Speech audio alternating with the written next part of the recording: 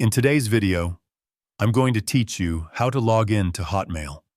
Whether you're using an old account or accessing it for the first time in a while, this guide will walk you through the entire sign-in process in a clear and simple way. Hotmail accounts are now managed through Microsoft Outlook, but the login steps remain easy to follow once you know where to go. So, let's get started and go through everything step by step, so you can access your inbox without any confusion. To begin, open your preferred web browser and go to the official Microsoft Outlook website using your search engine or by typing the address directly. Once the page loads, you will see the Outlook homepage.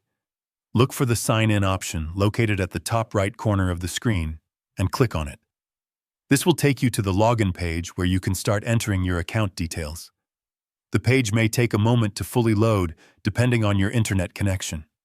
Next, you will be asked to enter your email address.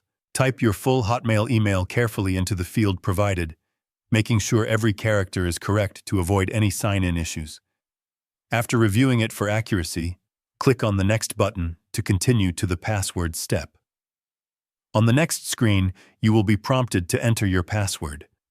Carefully type it into the password field and make sure there are no typing errors. If you are using a private device, you may choose to display the password briefly to confirm it is correct.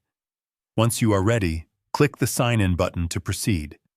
The system will verify your credentials, and within a few moments, you will be logged into your account.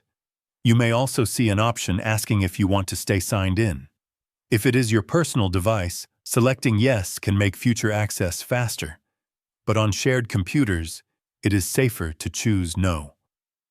And finally, once you are signed in, you will have full access to your inbox, where you can read, send, and manage your emails with ease.